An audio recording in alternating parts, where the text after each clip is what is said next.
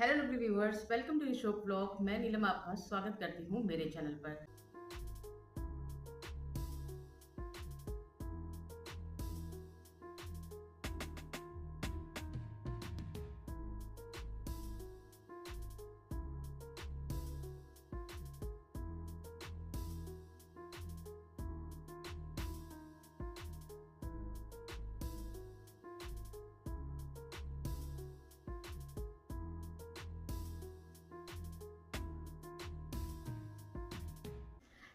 कहते हैं ना कि झूठ बहुत तेजी से फैलता है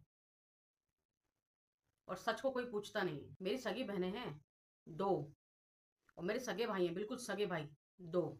मैं हूँ फोर्थ नंबर के। हमें पांच भाई बहन, एक बड़ा भाई है, फिर एक बहन है, फिर एक बहन है, फिर मैं हूँ, फिर एक छोटा वाला है।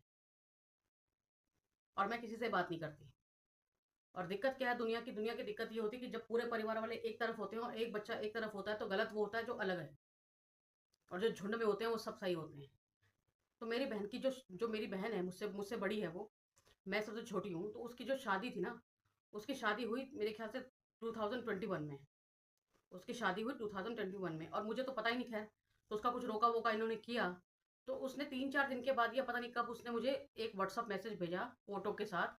और उसने मुझे ये लिखा कि भाई, मेरा जो है शादी रिश्ता पक्का हो गया है, और ये सब कुछ बहुत जल्दी जल्दी में हुआ, इसीलिए हम लोग तुझे बुला नहीं पाया। इसने ये बोला कि बहुत जल्दी जल्दी हुआ, तुझे बुलाना तो ये तो शायद लिखा ही नहीं था उसमें। और सब कुछ जल्दी जल्दी हुआ। ये मेरी सगी बहन है, और वो मेरे सगे माँ बाप हैं, जिन्होंने मुझे बताया भी नहीं। और उस शादी में सब पहुंचे हुए हैं। मेरी मेरी जो भाभी सगी, भाभी के मायके वाले, मेरी बुआ सगी, सब पहुंचे हुए हैं, लेकिन सिर्फ मैं नहीं हूँ, क्योंकि जल्दी जल्दी में हुआ ना, मुझे बता ही नहीं पाए। मेरी जो सबसे बड़ी बहन है, उसका बेटा पैदा हुआ, ये लोग मुझे बता नहीं पाए।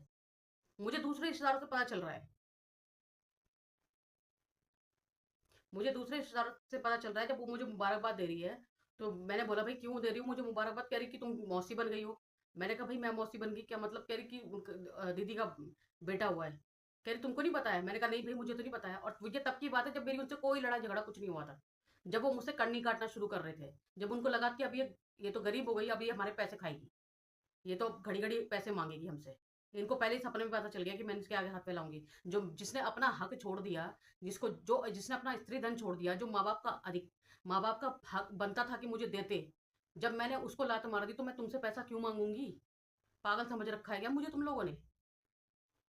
क्यों मांगूंगी मैं तुमसे पैसा? लेकिन क्या है ना, जब इंसान के पास पैसा आता है ना, वो उड़ने लगता है। एक घमंड घमंड किसी का नहीं रहता। और हमेशा ये याद रखना चाहिए इंसान को कि वक्त का पहिया हमेशा घूमता है आगे की तरफ। आज मैं जहाँ पे खड़ी हूँ ना, वहां पे कल कोई और होगा, और कल तुम जहाँ पे खड़े हो वहां पे हो सकता है मैं खड़ी हूँ। मैं बहुत हार्श तरीके से बोलती हूँ, क्योंकि मैं सच बोलती हूँ। वो कड़वा लगता है सुनने में।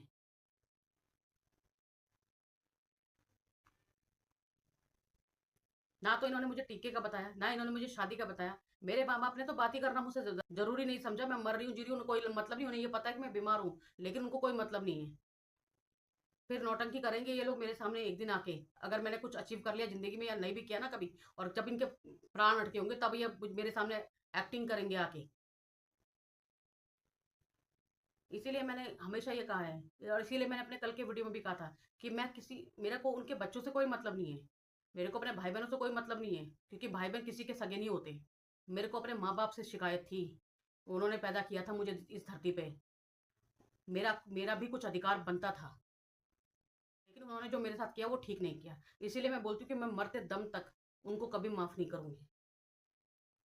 मैं जब भी पूजा करती हूँ, मैं यही बोलती हूँ भगवान को कि आप मुझे कोई सजा दे देना इस बात की, लेकिन मैं, क्योंकि आपने माँ बाप अपने रूप में मुझे मेरे माँ बाप दिए थे, और उन्होंने मेरे साथ ये सब किया है, इसलिए मैं उनको कभी माफ नहीं करूंगी। क्योंकि माँ बाप का ओहदा बहुत ऊपर होता है।